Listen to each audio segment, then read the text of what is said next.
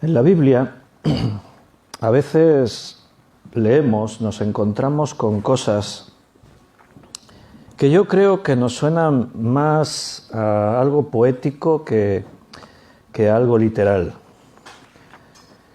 ¿Y por qué digo eso? Porque en la práctica son mandamientos, son experiencias, son cosas que la palabra nos dice y que la vemos como lejos porque a nuestro alrededor no vemos que se cumpla.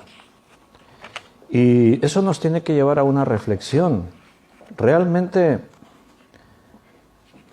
¿qué es lo que ocurre cuando la palabra de Dios nos muestra algo que debería ser una realidad para nosotros en nuestra vida, pero que parece que todo queda en teórica, que queda muy bonito y lo leemos y lo proclamamos, hasta lo predicamos, pero nos queda un poco como eso, como algo muy poético, idílico, pero que la realidad es otra.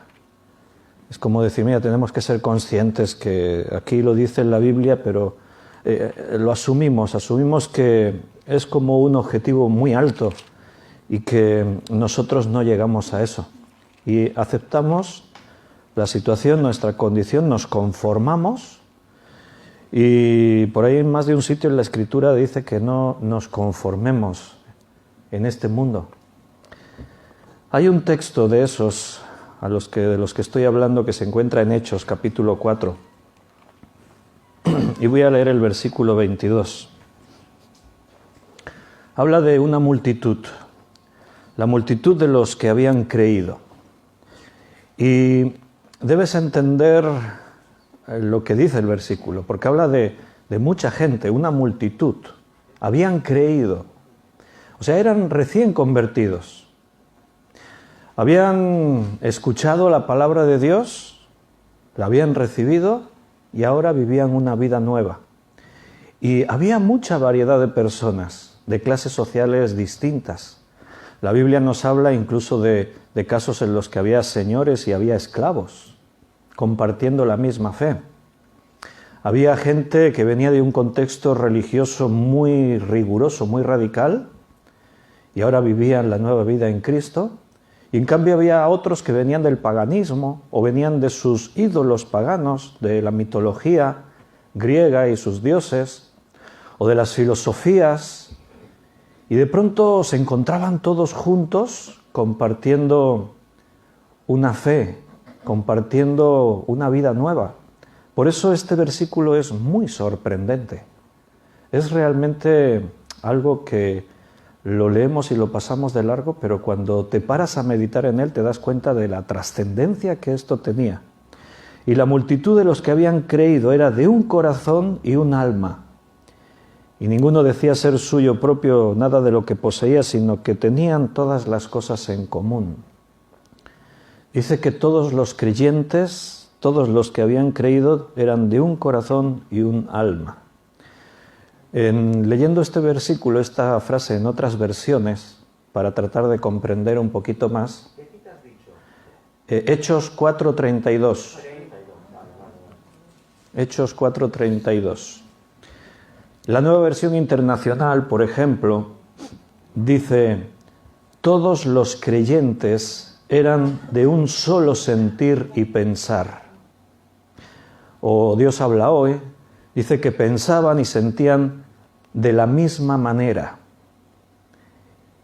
Y la pregunta es, ¿y esto es posible?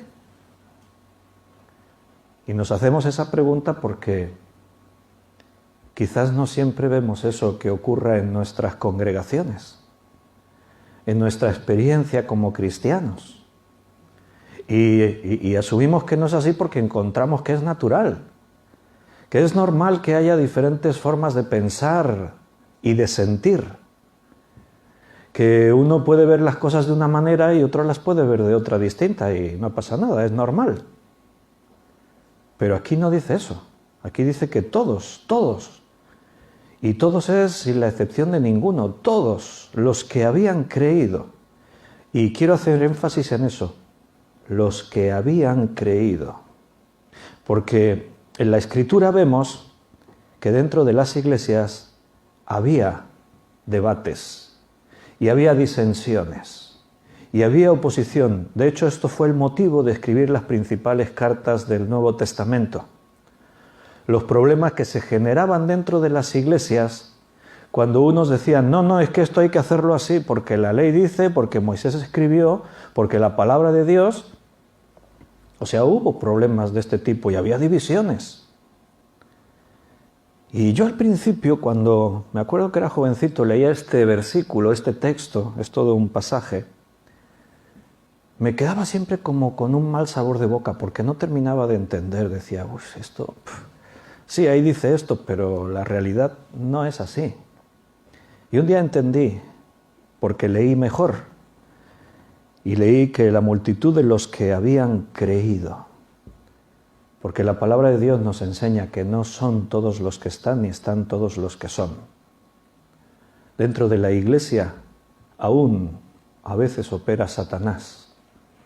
Y si no, recuerda lo que hemos estudiado de las 7 iglesias del Apocalipsis, el mensaje que Cristo da.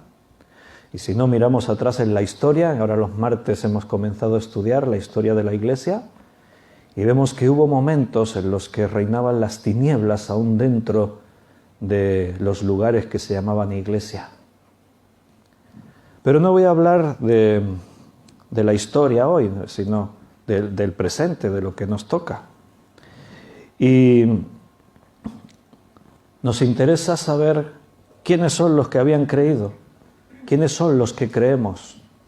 Y los que creemos, ahí sí, la palabra de Dios dice que tenemos que tener un mismo sentimiento y una manera de pensar igual. Todos tenemos que pensar lo mismo. Y me vuelvo a hacer la pregunta, ¿es posible esto? Mira, la iglesia es una organización muy compleja.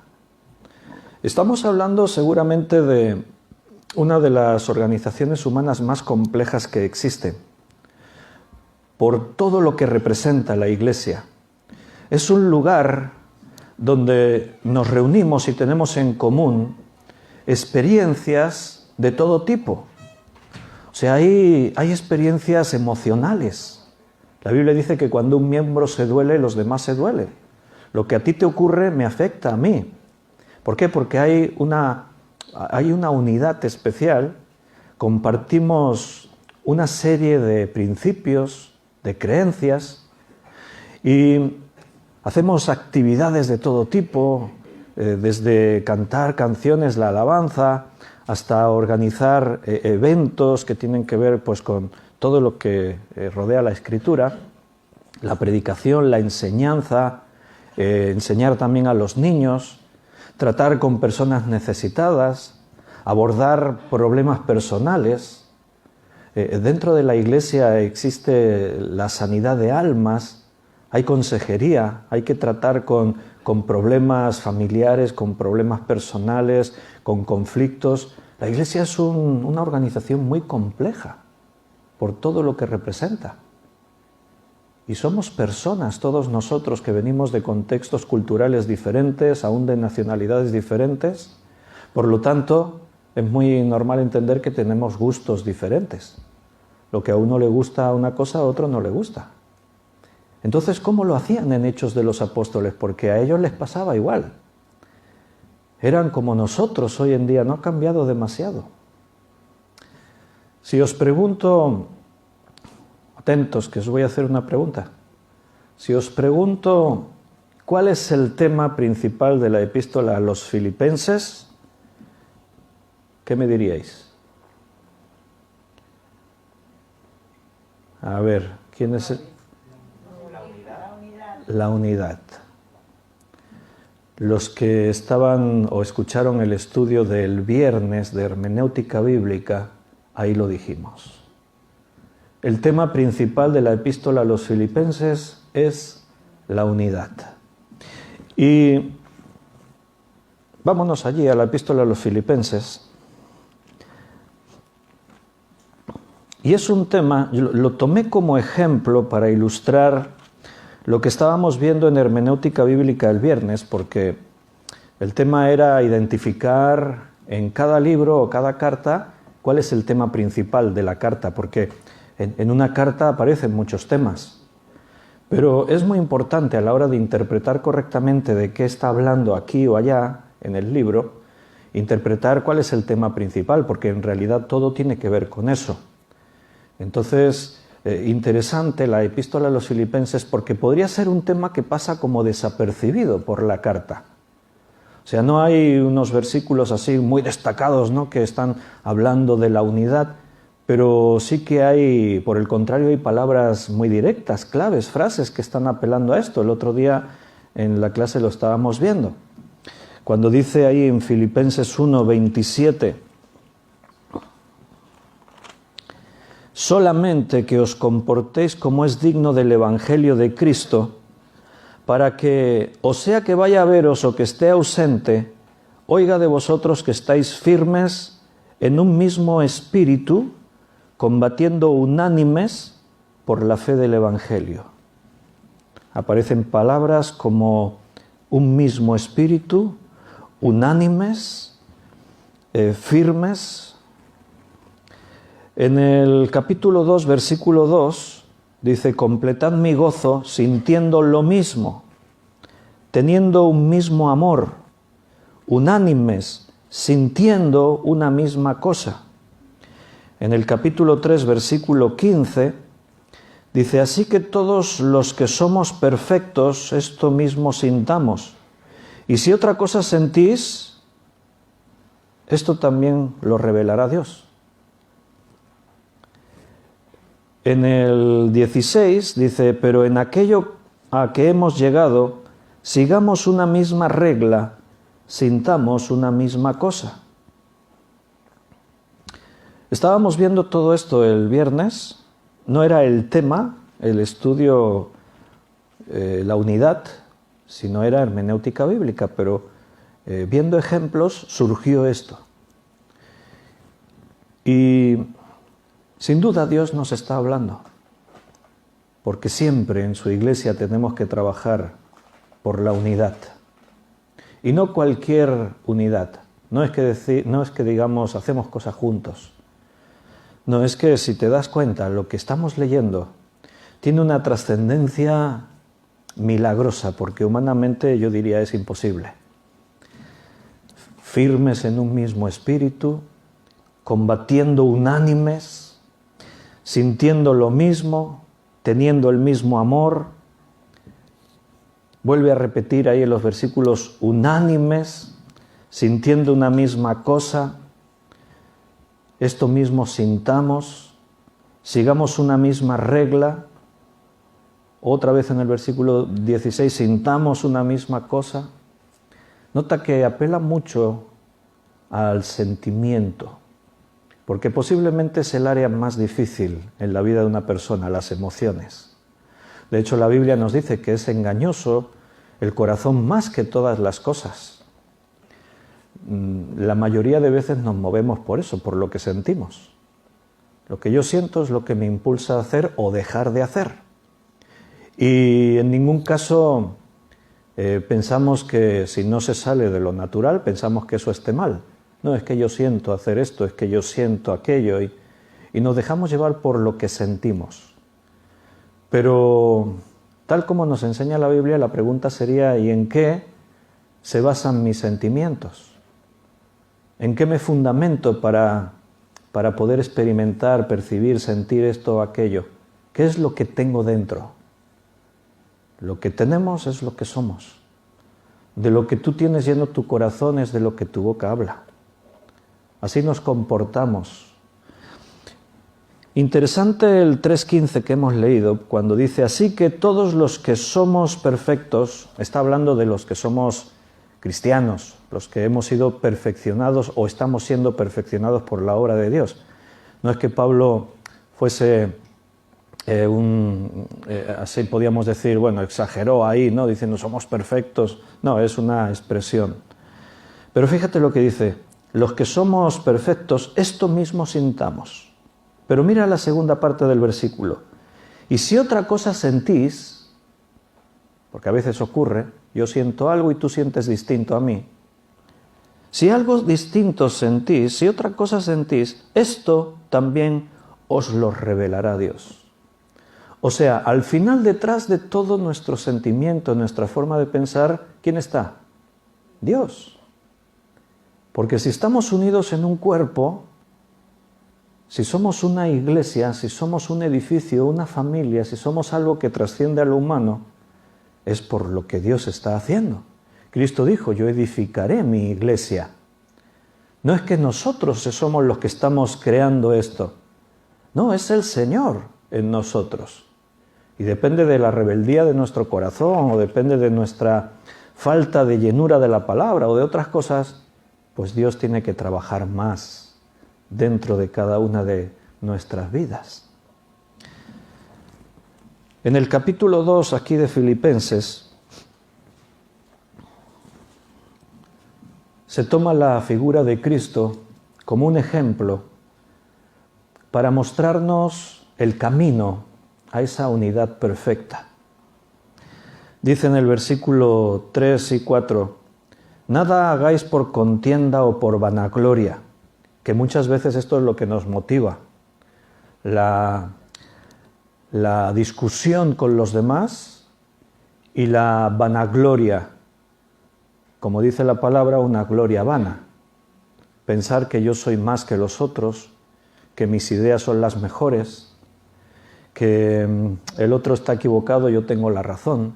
Nada hagáis por eso, no os peleéis por vuestra convicción personal, no lleguéis a eso, antes bien, con humildad. Y ahora explica qué es la humildad, estimando cada uno a los demás como superiores a sí mismo. Que eso lo repetimos muchas veces y no sabemos de memoria este versículo, pero practicarlo, considerar que los demás puedan ser superiores a mí, bueno, yo tengo mis ideas y yo creo que las mías son buenas. Además, yo me fundamento sobre la Biblia y yo por mi experiencia, y lo centramos todo en el yo, que aquí este pasaje es lo que intenta tirar al suelo, al yo.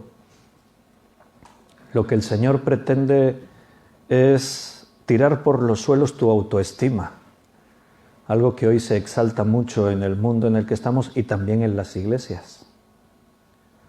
Porque choca, y no lo aceptamos porque choca contra lo que somos. Bueno, ¿cómo me voy a humillar? Porque esa palabra sale ahora a continuación. Habla de humildad y habla de humillación. No, pero ¿cómo voy a hacer eso? No, es que yo tengo razón, el otro está equivocado. ¿Cómo voy a pensar que el otro es superior? Bueno, pues haciendo también lo que dice el versículo 4, no mirando cada uno por lo suyo propio, sino cada cual también por lo de los otros. Tratar de ver lo de los otros, ponerse en el lugar del otro. Tratar de comprender. Versículo 5 al 8. Haya pues en vosotros este sentir, nota otra vez ahí, lo hemos leído antes, este sentir que hubo también en Cristo Jesús, el cual siendo en forma de Dios, no estimó el ser igual a Dios como cosa a que aferrarse, sino que se despojó a sí mismo tomando forma de siervo, hecho semejante a los hombres, y estando en la condición de hombre, se humilló a sí mismo, haciéndose obediente hasta la muerte y muerte de cruz. No basta solo con ser humildes. Es necesario humillarnos. Y esto es difícil. Si hiciéramos una encuesta, tendría que ser anónima, claro. No la vamos a hacer, pero si hiciéramos una encuesta anónima preguntando ¿cómo crees que eres de humilde en tu vida? No sé, del 1 al 10. Puntúate tú mismo. Entre el 0, que sería absolutamente nada humilde, y el 10, súper humilde, el más humilde de todos. Puntúate. Y después yo recogería las encuestas y las leería. Anónimas, claro. Aunque reconozco las letras yo, pero bueno, no pasa nada. Y yo leería, este se ha puntuado con un 8. O sea, este no tiene nada de humildad. Este se puntuó con un 6, este tampoco tiene mucha humildad. Este con un 4. Bueno, algo debe tener por ahí. El primer indicativo que muestra que no somos humildes es cuando yo creo que soy muy humilde. ¿Te das cuenta? Es lo que el predicador hizo aquel día, que salió y dijo, hoy os voy a hablar de cómo ser humilde y de cómo yo obtuve la humildad. Pues iba a ser una predicación un poco rara, porque si nos vas a hablar de cómo tú obtuviste tu humildad, parece una paradoja, no tiene mucho sentido. No es fácil ser humildes y mucho menos humillarnos. Porque la humillación viene cuando tú sabes que tienes razón, pero a pesar de eso te callas y dejas que otros digan cosas de ti que son falsas. Y por eso pone el ejemplo de Jesucristo. La humillación es cuando tú te bajas de donde estás.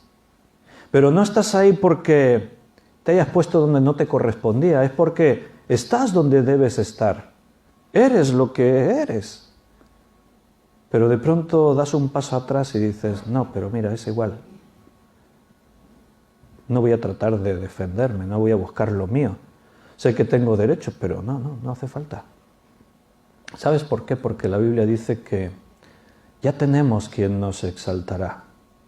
La Biblia dice, humillaos bajo la poderosa mano de Dios para que Él os exalte cuando fuere el tiempo.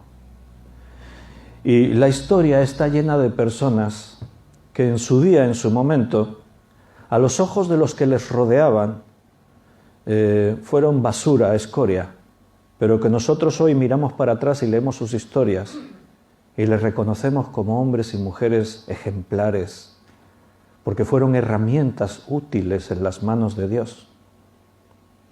En cambio, aquellos que quisieron brillar con su luz propia, esa luz queda eclipsada, no para nada. ¿Sabes? La palabra que se usa aquí en este versículo al hablar de Cristo, cuando dice que se humilló, esa palabra humillar en el griego es tapeino.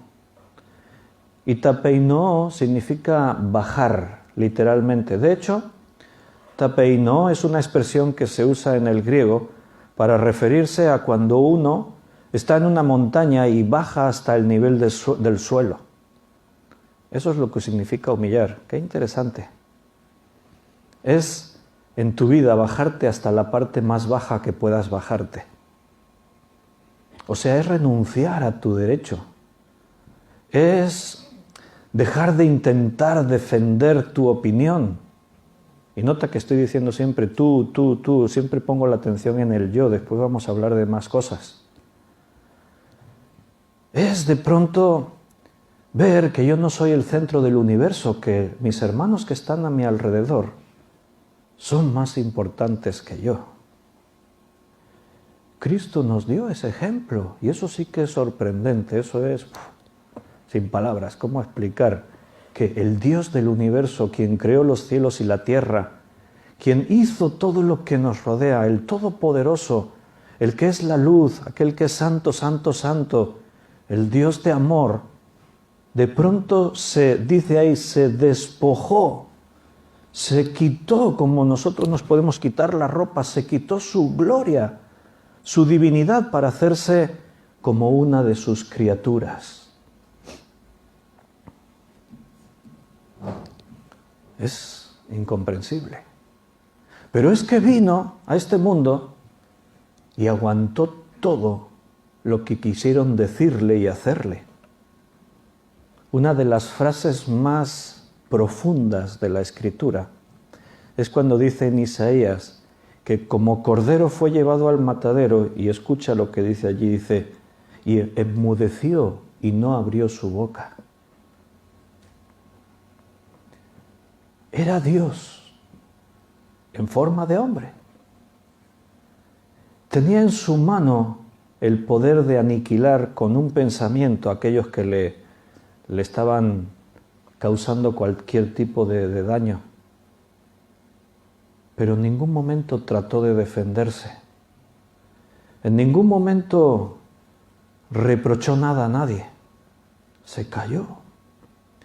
¿Por qué? Porque vino para cumplir una misión. Y se centró absolutamente en cuál era su misión. No vino para vivir su vida, No vino para que Él se convirtiese en el centro de la adoración, del servicio. No, Él de pronto cogía y se ponía a servir a los demás. Como cuando se pone a lavarle los pies a los discípulos, algo que tenía que hacer un esclavo. Y Jesús, el Maestro, se coge una toalla, se la ciñe y se pone. En ningún momento Jesús reclamó, que yo soy, no sabéis vosotros quién soy yo. Una frase muy típica de las personas. Es que tú no sabes quién soy yo.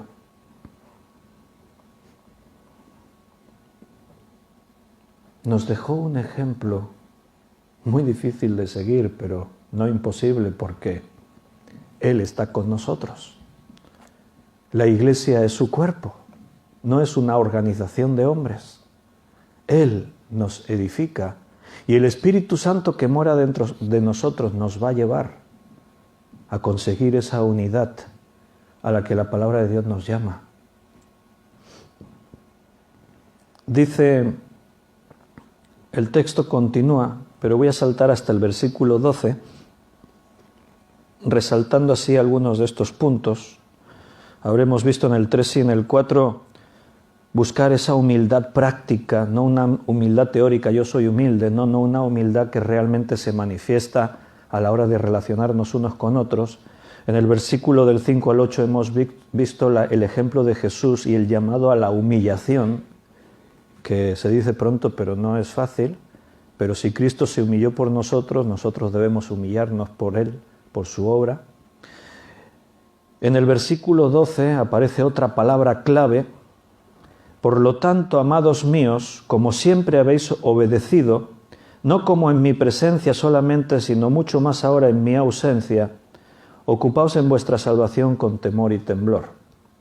Otra palabra clave para alcanzar la unidad es la obediencia. Pablo está reconociendo que siempre me habéis obedecido. Y lo normal es que cuando él está ahí y él dice, pues todos le obedecen. Pero dice, y en mi ausencia también.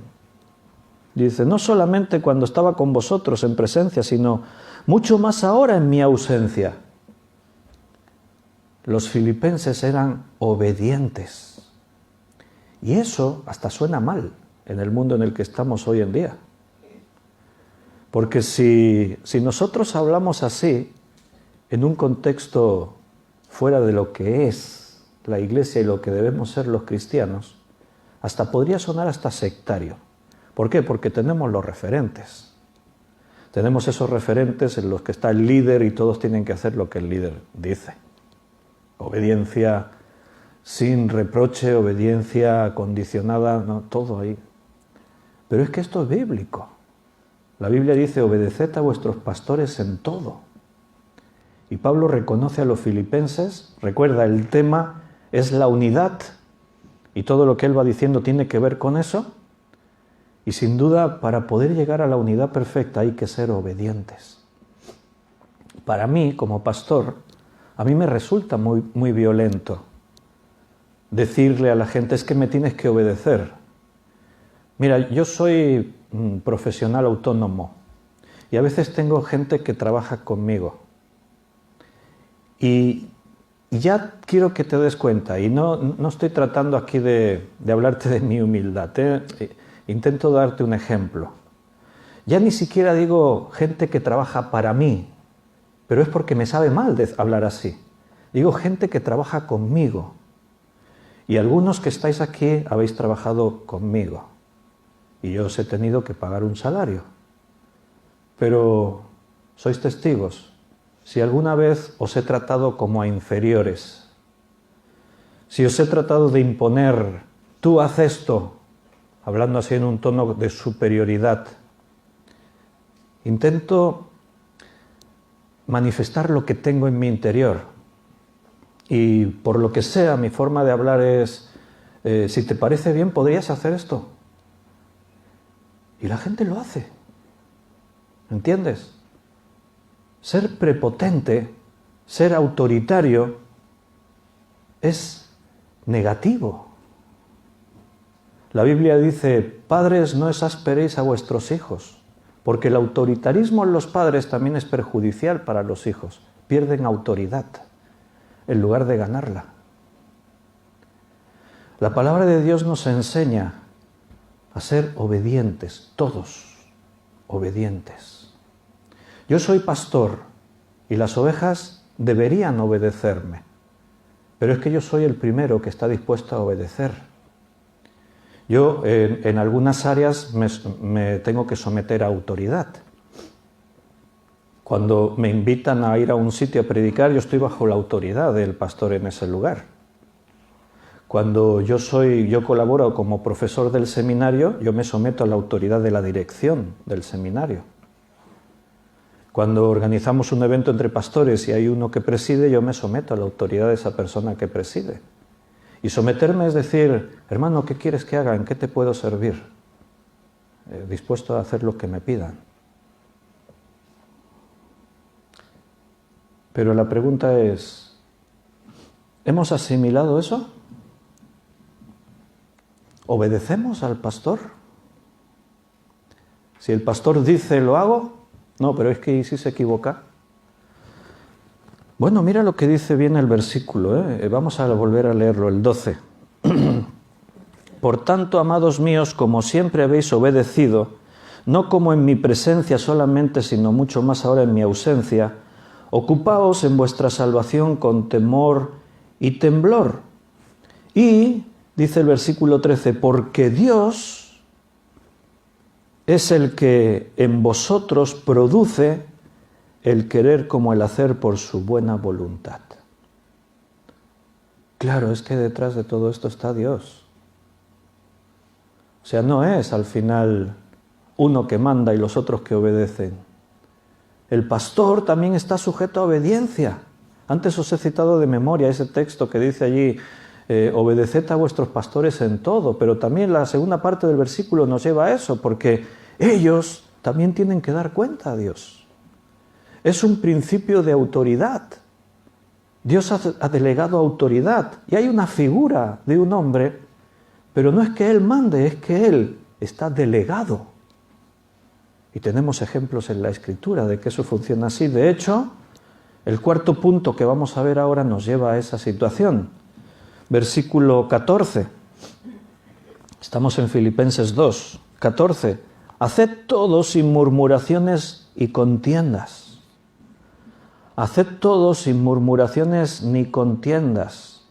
En otra versión dice, sin hablar mal de nadie y sin discutir por todo. Y esta es otra de las cosas que a veces brillan por su ausencia en las iglesias. No murmurar, no hablar mal de nadie. El otro día compartí en el Facebook una frase que había publicado Juan Varela. Es un pensamiento, no es un versículo, es un pensamiento, pero justo pensando en todo esto y en cosas que pasan a nuestro alrededor y aún dentro de nuestra iglesia, ese pensamiento me bendijo. La primera parte decía, los barcos no se hunden por el agua que las rodea, se hunden por el agua que entra en ellos. El agua no es un elemento natural para nosotros, podemos disfrutar un ratito en ella nadando, pero tú no puedes vivir en el agua, no somos peces. El hombre ha diseñado artilugios para poder estar en ese entorno, un barco, una barca. Y la barca está en un medio hostil para nosotros, que es el mar, el océano, un entorno acuático. Pero precisamente ese artilugio, la barca, fue creado para poder estar ahí sin que lo que nos rodea nos afecte. El problema está cuando el agua entra dentro, no cuando nos rodea. Pero cuando el agua entra dentro, ahí tenemos un problema. Los marineros dicen, tenemos una vía de agua. Ya es lo peor que puedes escuchar. El barco se va a pique. Y eso es la iglesia. No importa lo que nos rodea. El Señor dijo, os envío como ovejas en medio de lobos. ¿Y qué? Da igual. ¿Por qué? Porque Dios está con nosotros. ¿Qué nos importan a nosotros los lobos? Tenemos al pastor más poderoso que todos los millones de lobos que nos puedan rodear. El problema es cuando los lobos están disfrazados dentro de la iglesia. Ese es el problema. El problema no es que los de fuera hablen mal contra nosotros, es normal. Jesús dijo, si a mí me han perseguido, lo normal es que os persigan a vosotros. Sería extraño si el mundo, en lugar de vernos mal, nos viese bien, nos recompensase, nos diese premios. Eso sería extraño, porque la Biblia plantea lo contrario. Porque nuestro mensaje es agresivo contra el mundo. Cuando hablamos de sus pecados, cuando las personas quedan expuestas, a la luz de la Biblia quedan expuestas en lo que hacen mal. Entonces es normal que murmuren contra nosotros. El problema es cuando dentro de la iglesia hay murmuración. Eso es destructivo. Porque es destructivo y escúchame, es satánico. Porque va contra una de las causas principales que Jesús buscó y dijo y hasta oró al Padre. Juan 17. Padre, que sean perfectos en unidad, que sean uno como tú y yo somos uno, para que el mundo crea que tú me has enviado. Cualquier cosa que hagamos que atente contra la unidad de la iglesia, y la murmuración es una de las peores, es satánico. Porque va contra todo lo que Cristo quiere para nosotros. Y es una de las cosas que se toman así como más a la ligera. Yo tiemblo cuando veo a hermanos murmurando gratuitamente sin que les importe nada y pienso, no ha entendido nada de lo que la Biblia dice. Y no se ha dado cuenta, no es consciente de dónde se está colocando delante de Dios esa persona. No me preocupa por lo que puedan decir por mí, me preocupa a él porque digo, no sabe lo que está haciendo. Y tengo los argumentos bíblicos para ver eso. Porque uno de los mayores problemas que tuvo Israel siempre, por eso no es extraño que en la iglesia siga siendo uno de los principales problemas, es esa división que aún dentro de la propia iglesia o el pueblo algunos provocan. Y una de las herramientas claves es la murmuración. El Israel que salió de Egipto eran expertos en murmurar. Eran expertos en dividir al pueblo. Por eso el libro de Números, que nos cuenta esa etapa en la que Israel se quedan en el desierto del Sinaí, y se quedan, recuerda, porque ellos quisieron, porque la voluntad de Dios era llevarlos a una tierra que fluye leche y miel, y cambiaron la tierra que fluye leche y miel por un desierto árido, inhóspito y... bueno, imagínate. ¿Y qué hicieron durante ese tiempo? Quejarse, murmurar, hablar mal del pastor, que era Moisés, y por lo tanto de Dios. Vamos a ver algunos ejemplos, porque ahí en Corintios dice que estas cosas les acontecieron a ellos para nuestro testimonio, para un testimonio a nosotros, para que nosotros lo tengamos en cuenta, aprendamos y no permitamos que nos pase. Números 21, versículo 4 al 6.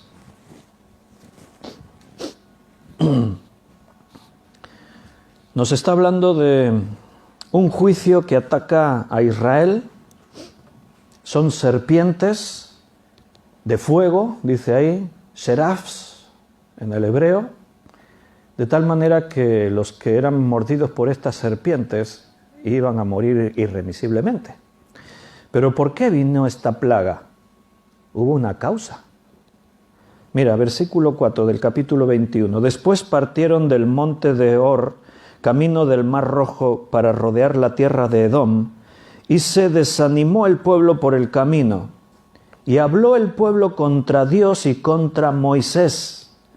¿Por qué nos hiciste subir de Egipto para que muramos en este desierto? Pues no hay pan ni agua y nuestra alma tiene fastidio de este pan tan liviano. Esa era la queja. Y a ver, seamos sinceros. Casi que tenían motivos para quejarse. Digo casi. Porque ahora pienso humanamente, me pongo en la piel de ellos. Yo me he visto aquí metido en este tinglao, en este fregado. Yo estaba ahí en Egipto, y sí, era esclavo, pero yo cada día me levantaba, sabía dónde iba, tenía mi trabajo y a las horas de las comidas yo comía y cuando era tiempo de estar descansando tenía mi casa. Y ahora miro, me veo en medio de un desierto donde aquí no hay nada, aquí te mueres y no se da nadie cuenta.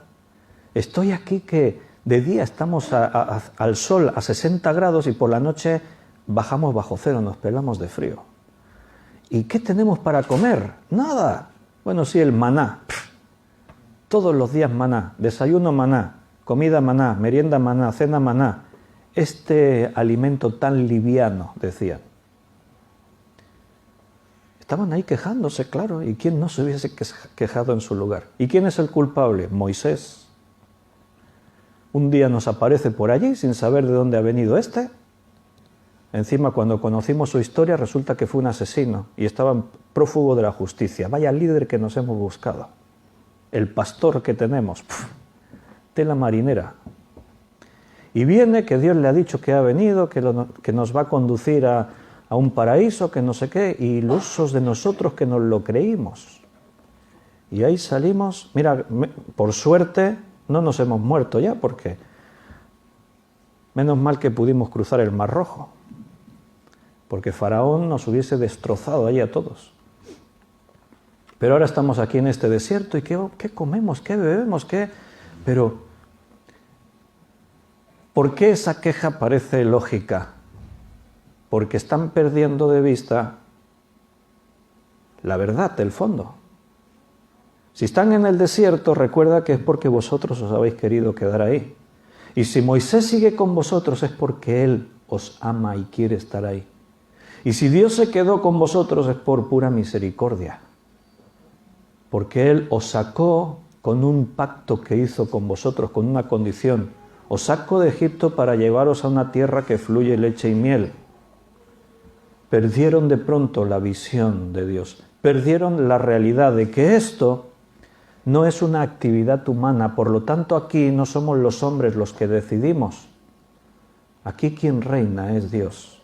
Y Dios, en su forma de hacer las cosas, ha establecido un principio de autoridad. Él pone a Moisés y dice, tenéis que obedecerle a Moisés. Pero Moisés no es perfecto, ¿no? Pero ¿quién ha dicho que lo sea? No estamos hablando de eso, estamos diciendo que Moisés tiene que dar cuentas a Dios y vosotros dais cuentas a Moisés. Es el principio de autoridad que sigue rigiendo hoy en día la Iglesia. Pero el pueblo no lo entendía. Unos tenían una opinión, yo creo que no tendríamos que ir hacia el Mar Rojo. Yo pienso que, mira, a mí me han dicho uno que vino por aquí que hay una tierra más allá de no sé dónde, que, bueno, una buena tierra, igual podemos ir para allá. Y otro tenía otra opinión, ¿por qué no nos vamos a la costa? En la costa a lo mejor allí. Y otro tenía, pero no es cuestión de opiniones, que esto no es una empresa, que no es un club social, que aquí no se hacen votaciones, que esto es una teocracia. Dios manda y nosotros obedecemos. ¿Por qué? Porque Dios siempre nos ha dado lo mejor, siempre nos dará lo mejor. Él nos dio a Jesucristo. ¿Cómo no nos va a dar con Él todas las cosas? Poner en duda la obra de Dios es lo peor que podíamos hacer. ¿Pero qué pasó? A consecuencia de la murmuración, el pueblo habló contra Dios y contra Moisés. ¿Por qué nos hiciste tal? ¿Y qué pasó? Versículo 6. Y Jehová envió entre el pueblo serpientes ardientes, serafs, que mordían al pueblo. Y escucha, y murió mucho pueblo de Israel. ¿Eran el pueblo de Dios? Sí. ¿Y Dios les envió un juicio? Sí. ¿Y las consecuencias fueron tan graves como que murió mucho pueblo de Israel? Pues sí, eso dice ahí. No es la voluntad de Dios que eso ocurra, hermanos. Pero la causa a la que hemos sido llamados es más grande que nosotros. Yo sé cuánto Dios me ama, pero yo no soy el centro del universo. Dios cuenta conmigo, me ama, tiene paciencia, me espera, es misericordioso. Pero si al final yo en mi tozudez digo que no, o yo tomo por mi camino y hago las cosas a mi manera, pues Dios simplemente tendrá que respetar mi decisión, porque soy libre, Él me hizo libre. Y si eso implica que yo tenga que pagar aún con mi vida, pues pagaré con mi vida. Pero el mundo no girará en torno a mí. Si yo callo, las piedras serán las que clamen y alaben a Dios. Pero bueno, no fue el único momento, ¿eh? En el capítulo 16 podemos mirar otro ejemplo y este es tremendo. Capítulo 16 de Números, versículo 1. Ahí tenemos a Coré, un personaje. Dice que era hijo de Izar, hijo de Coat, hijo de Leví. O sea, Coré era un descendiente de Leví. Y Datán y Abiram, hijos de Eliab, y On, hijo de Pelet. Este es el que después montó una fábrica para esto de las estufas. Hijo de Pelet, de los hijos de Rubén. Tomaron gente, o sea, estos que de pronto organizan una rebelión, un motín. No eran 4 locos que había por ahí, no, eran gente de composición dentro del pueblo. Eran líderes, eran hombres con cargos. Pues estos tomaron gente y se levantaron contra Moisés con, fíjate, escucha, 250 varones de los hijos de Israel. ¿Pero quiénes eran estos 250 varones? Príncipes de la congregación, de los del consejo, varones de renombre. O sea, esto no fue que se levantó uno por ahí un día con mal pie por la mañana y dijo, ¿sabes qué? Vamos a montar una revuelta contra Moisés. No, estos tenían argumentos. No estaban contentos con cómo funcionaba la cosa. Es que los números no salen. Es que la gente lo pasa mal. Es que las circunstancias no son adversas. ¿Y Moisés qué está haciendo? No está haciendo nada. Bueno, pues esto hay que cambiarlo. Mira, somos muchos y somos poderosos. Vamos a quitar a Moisés de ahí y nos pondremos nosotros que lo vamos a hacer mejor. Me suena de haber escuchado eso más de una vez, pero bueno. Y se juntaron contra Moisés y Aarón y les dijeron, basta ya de vosotros, o sea, estamos cansados de vosotros. Yo me pongo en la piel de Moisés, pobre hombre.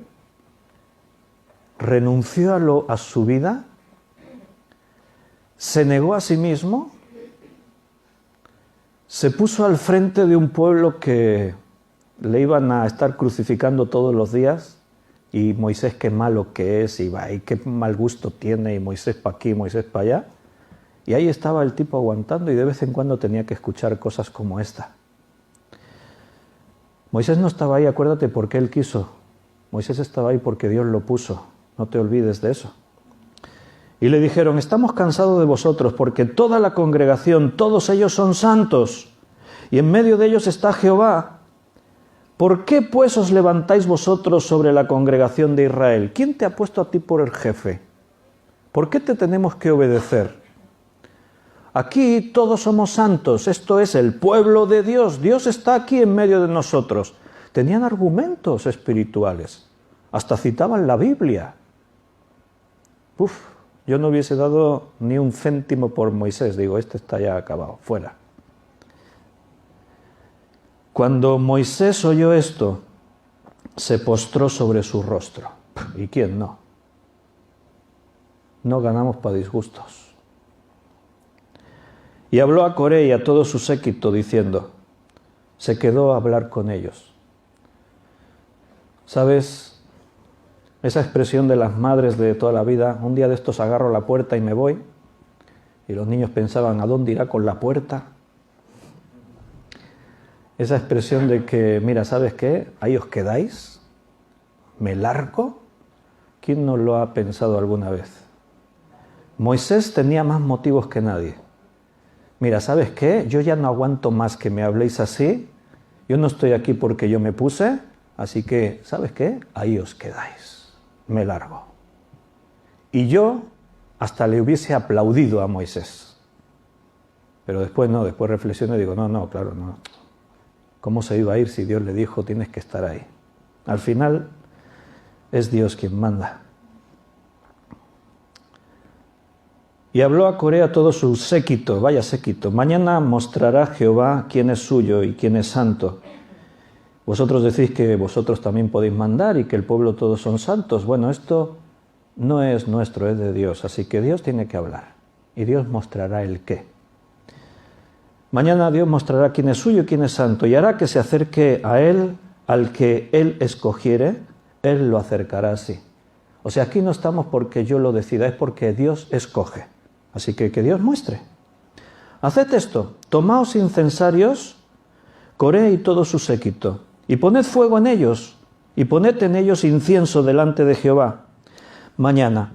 Y el varón a quien Jehová escogiere, aquel será el santo. Esto os baste, hijos de Leví.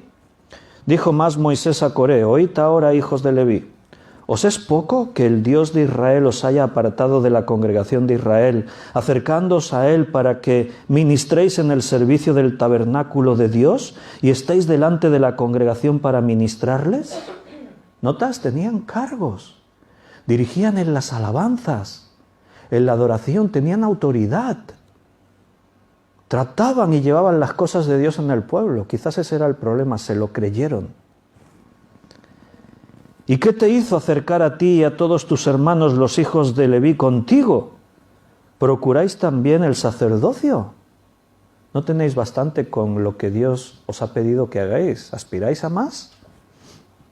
Por tanto, tú y todo tu séquito sois los que os juntáis contra Jehová. Pues a Aarón, ¿qué es para que contra él murmuréis?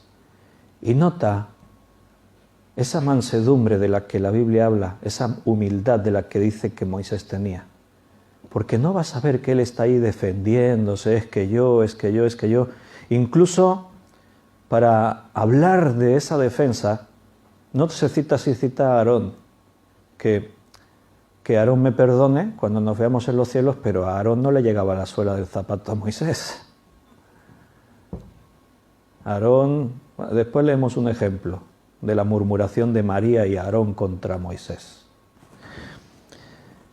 Y envió Moisés a llamar a Datán y a Abiram, hijos de Eliab, mas ellos respondieron: no iremos allá. Rebelión total. Moisés estaba solo, no contaba con nadie. ¿Es poco que os haya hecho venir de una tierra que destila leche y miel para haceros morir en el desierto, sino que también te enseñorees de nosotros imperiosamente? Ni tampoco nos has metido tú en la tierra que fluye leche y miel, ni nos has dado heredar de tierras y viñas. ¿Sacarás los ojos de estos hombres? No subiremos. Tenían buenos argumentos, siempre hay buenos argumentos. Versículo 15. Entonces Moisés se enojó en gran manera. Bueno, a veces uno se enfada, es humano. Lo raro sería no enfadarnos. Y le dijo a Dios: no mires su ofrenda, ni aun un asno he tomado de ellos, ni a ninguno de ellos he hecho mal. Mira, esa es una buena cosa que un pastor pueda decir. No me he aprovechado de nada, no he cobrado un salario que ellos me hayan pagado. Después dijo Moisés a Coré: tú y todo tu séquito, poneos mañana delante de Jehová, tú y ellos y Aarón, y tomad cada uno un incensario, y poned incienso en ellos, y acercaos delante de Jehová cada uno con su incensario, 250 incensarios, o sea, todos los príncipes que venían ahí. Tú también, y Aarón tendrá el suyo. Aarón representa lo que Dios dice que hagamos, los demás lo que ellos creen que tienen que hacer. Ya Coré había hecho juntar contra ellos toda la congregación a la puerta del tabernáculo de reunión. ¿Sabes? Ese es el problema, que el pueblo, la iglesia, siempre está dispuesta a escuchar a aquel que grita más, al que se queja más, al que dice: es que mira, es que esto. Y los argumentos que da, hoy de pronto parecen buenos y la gente les escucha. Entonces la gloria de Jehová apareció a toda la congregación. Dios se manifiesta siempre, porque si esto es su iglesia, Dios no se desentiende. Y habló Jehová a Moisés y a Aarón diciendo: apartaos de entre esta congregación y la consumiré en un momento. ¿Recuerdas? Coré, 250 príncipes han arrastrado a todo el pueblo contra un hombre, dos hombres, Moisés y Aarón. Si yo desde fuera digo, ¿y quién tiene razón ahí? Todos unánimes diríamos el pueblo, la mayoría. La minoría no puede tener la razón, están equivocados. Ahí hay que escuchar al pueblo. Dios le dice, Aarón, Moisés, apartaos de este pueblo, los voy a consumir en este instante, no quedará de ellos ni el polvo. ¿Y qué hizo Moisés y Aarón? Señor, ya era hora porque ya no podíamos más, estábamos cansados. Sí, como también Dios le dice, yo te pondré sobre un pueblo mejor, sí, me lo merezco. Hizo eso Aarón y Moisés.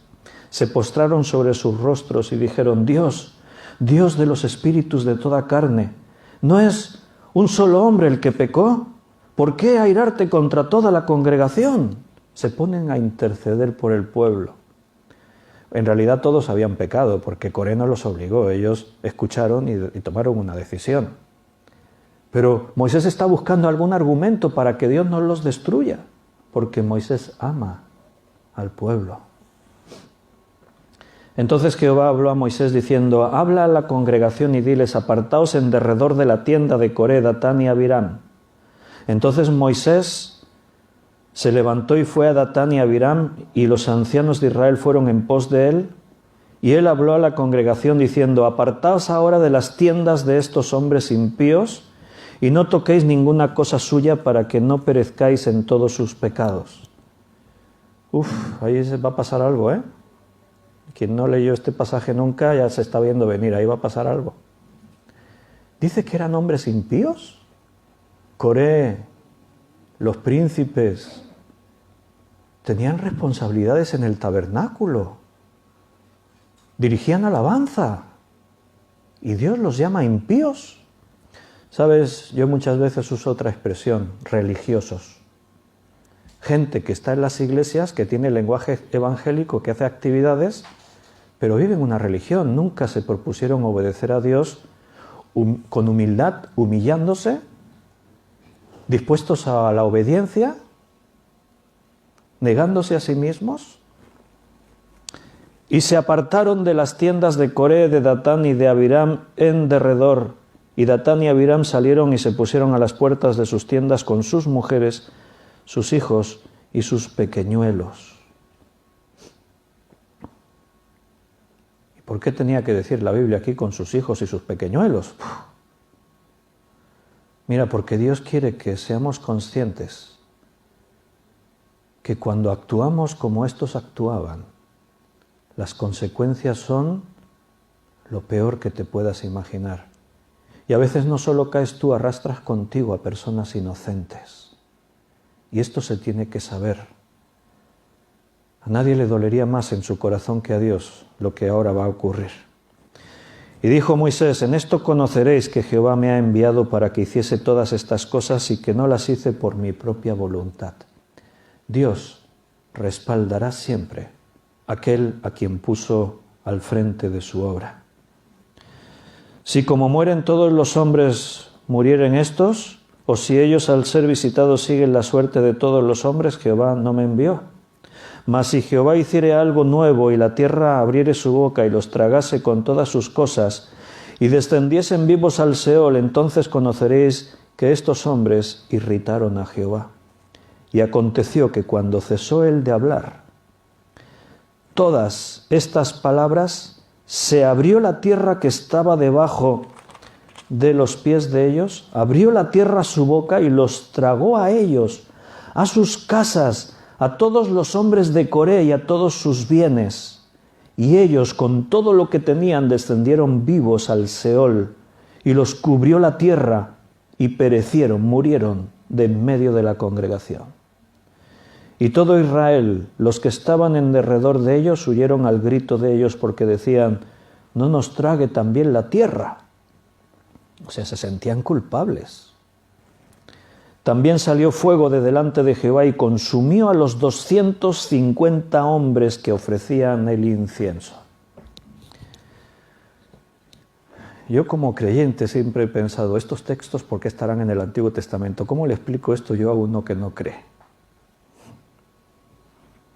Los que creemos lo entendemos. Y el que no cree, si no lo entiende es porque no quiere.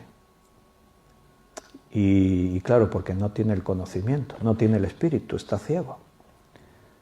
Pero esto me dice que lo que tenemos en nuestras manos es algo santo.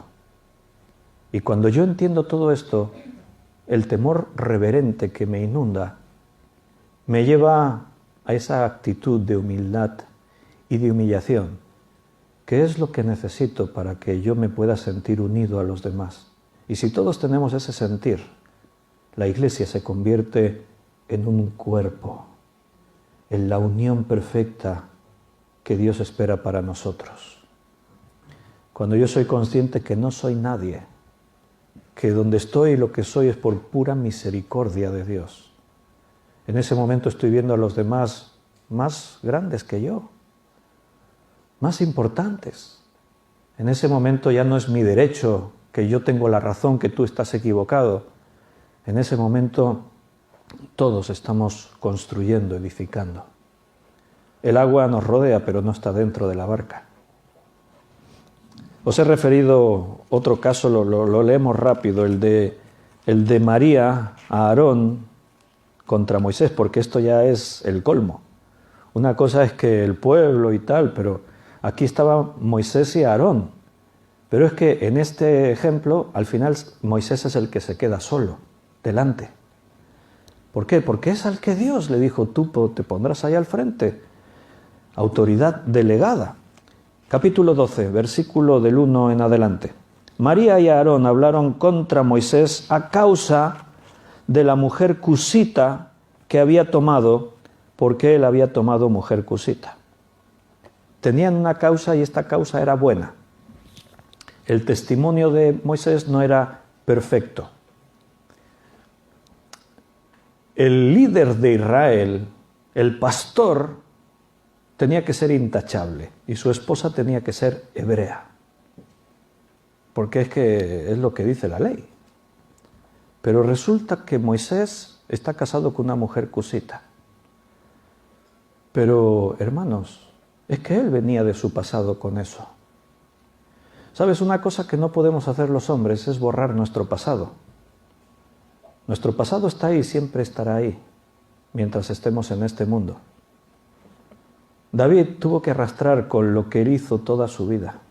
Siempre sería, hasta el día de hoy, imagínate, hablamos de hoy como el adúltero, mira lo que hizo, vergonzoso. ¿Está orgulloso David de eso? No. Pero David se siente perdonado.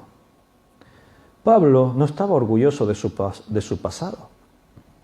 Pablo decía, y por último se me apareció a mí como un abortivo, el último de los apóstoles, yo que perseguía la iglesia de Cristo.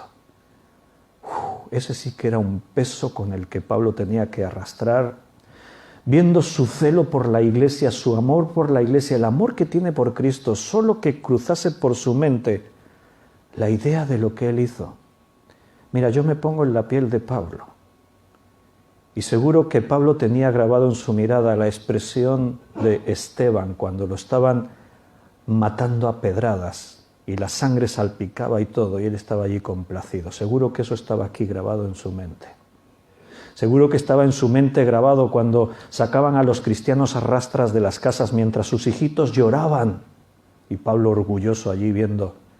Eso nunca lo pudo sacar Pablo de aquí de su cabeza, pero Pablo se sentía perdonado. Por eso él decía, las cosas viejas pasaron, he aquí todas son hechas nuevas.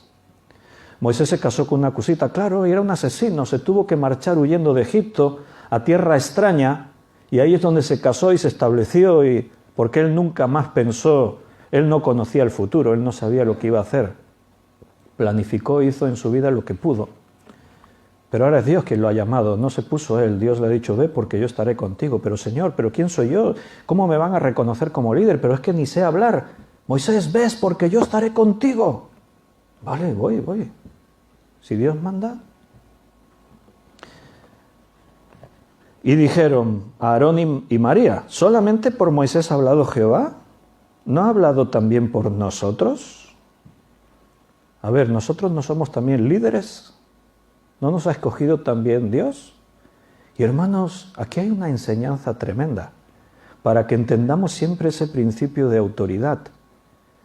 Si a ti te gustaría estar en el número 1, es estupendo, pero háblalo con Dios, que Dios te ponga en ese lugar. En este caso, la murmuración otra vez contra Moisés no viene de Coré y de los 250 príncipes, viene de sus propios hermanos, a los que Dios también ha señalado como líderes en Israel. Pero dentro del liderazgo también existe el principio de autoridad, no lo olvidemos. Y dice, y lo oyó Jehová. Claro, ¿qué es lo que Dios no va a oír? A veces pienso yo que mis pensamientos Dios no los escucha. No. Y lo oyó Jehová. Y aquel varón Moisés era muy manso, más que todos los hombres que había sobre la tierra.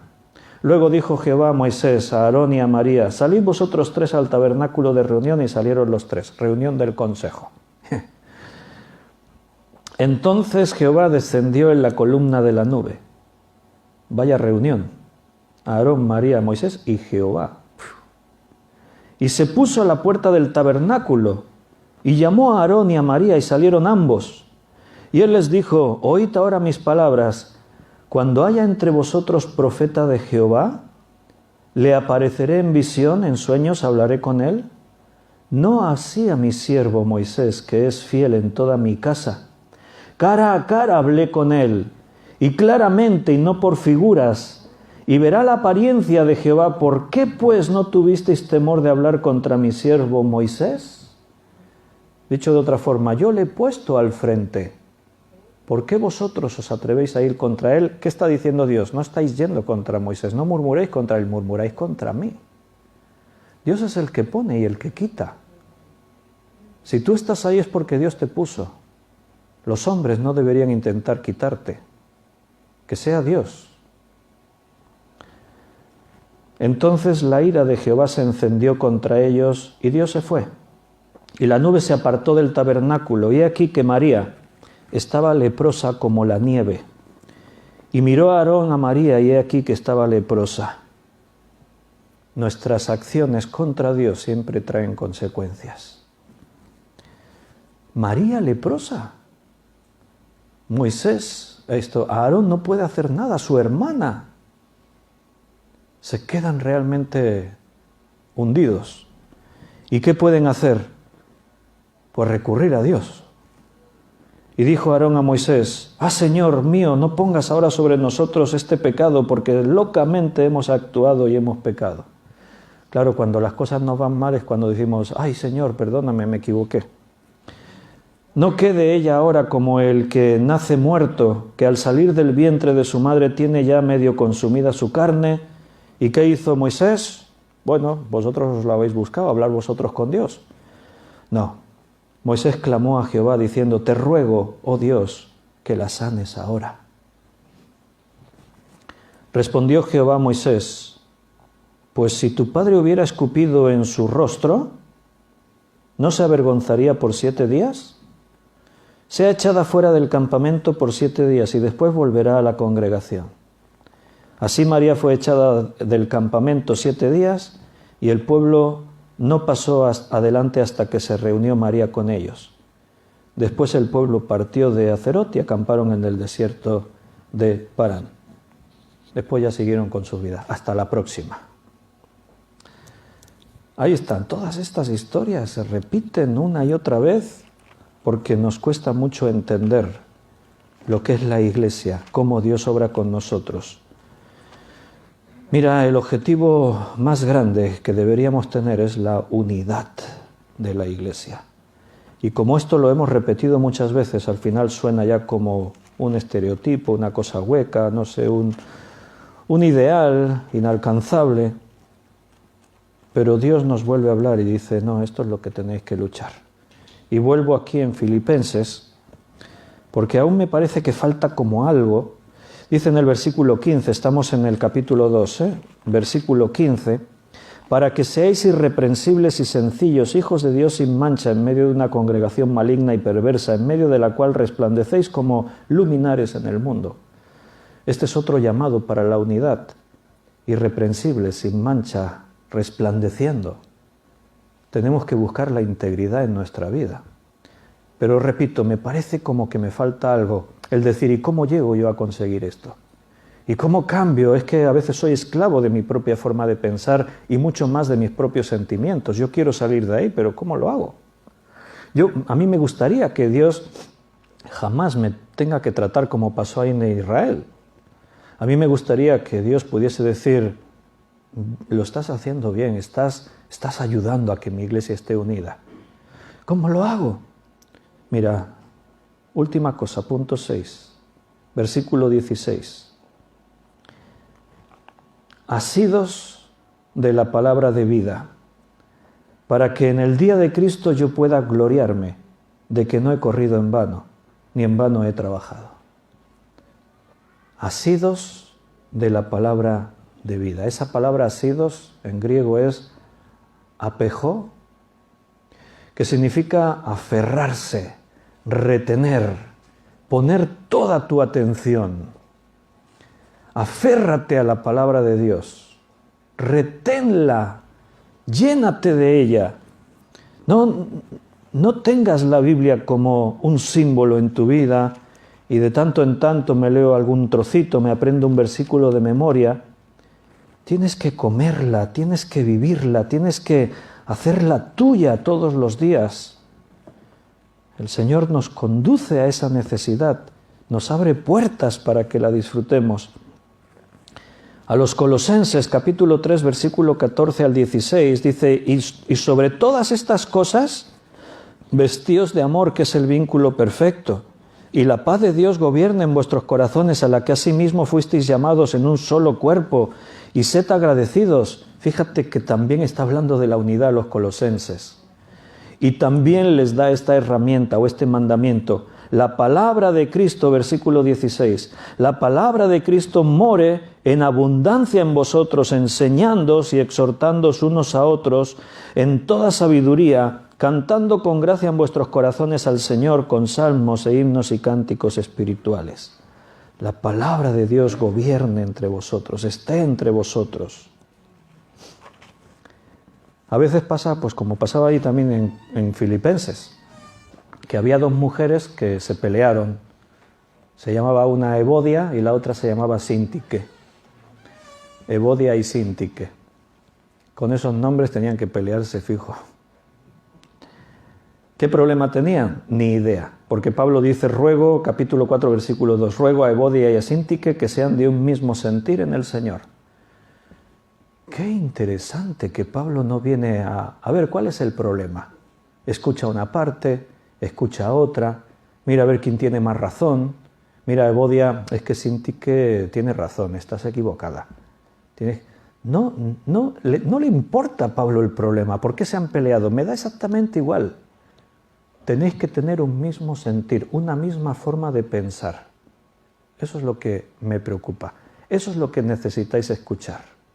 Y los demás de la iglesia, que se pongan de parte de una, de parte de la otra, que murmuren. No, los demás, asimismo te ruego también a ti, compañero fiel, que ayudes a estas que combatieron juntamente conmigo en el Evangelio, con Clemente también y los demás colaboradores míos, cuyos nombres están en el libro de la vida. Ayudadlas. ¿A qué? A que tengan un mismo sentir, a que tengan una misma forma de pensar. ¿Sabes cómo podemos hacer eso? Con todo lo que hemos dicho. Cuando no soy yo, sino que la palabra de Dios es la que está en mí, cuando es el Espíritu Santo el que me llena, hermano, tú y yo estaremos de acuerdo en todo, en todo. Pero es que a ti te gusta el azul y a mí el verde. ¿Cómo pintamos las paredes? No te preocupes. Me pelearé para que la pintes como a ti te gusta y tú te pelearás para que la pinte como me gusta a mí. Que no, píntala tú, que no. Habrá armonía, habrá paz, habrá unidad y el mundo sabrá que somos bichos raros. Porque eso en el mundo no se ve en ningún sitio. En el mundo los grupos, sean cuales sean, las religiones, los movimientos, están muy unidos cuando todos sacan algo beneficioso para sí mismos. En el momento que ya no reciben lo que esperan, el grupo pasó a la historia. En la iglesia estamos por una causa, y porque hay algo que nos une diferente a todo lo que hay en el mundo. Tenemos el mismo espíritu, fuimos bautizados en un mismo bautismo. Por eso, hermanos, Hechos, capítulo 4, versículo 32 es posible hoy. Tener un mismo sentir, pensar una misma cosa, es posible. Y tenemos que seguir buscándolo. Amén. Voy a hacer una oración y nos despedimos con un canto. Señor, te adoramos y te alabamos y bendecimos tu nombre por todo lo que tú haces en nuestra vida. Sobre todo, gracias por tu paciencia. Nosotros la habríamos perdido ya muchas veces, pero tú eres fiel. Y ninguno somos mejores que nadie. Ninguno merecemos un mejor trato de parte tuya que otro. La diferencia está donde algunos están dispuestos a callar y obedecer. A que tú seas Señor realmente y nosotros solamente tus siervos. Padre, nos has prometido cosas inimaginables y que no se podrían comprar con todo el oro del mundo. Y no lo merecemos. Ayúdanos a entender, Señor. Pero sobre todo, que seamos uno. En esa unidad perfecta que tú y el Padre tenéis, queremos ser uno también nosotros, Señor. Vivir esa experiencia sobrenatural como iglesia tuya que somos. Te pido que bendigas a cada uno de mis hermanos para que seamos capaces de construir en ese edificio cuya piedra angular es Cristo. Y también te quiero pedir a aquellos que perdones a aquellos que murmuran, aquellos que rompen la unidad, aquellos que defienden sus ideas, sus derechos. Ayúdanos, Señor, a ver más allá de mi universo personal. Ayúdame a ver lo que tú quieres hacer en medio de nosotros, a poner mis ojos en Jesús. Padre, queremos ser la iglesia que tú quieres que seamos. Te lo pedimos todo en el nombre de nuestro Señor Jesucristo. Amén.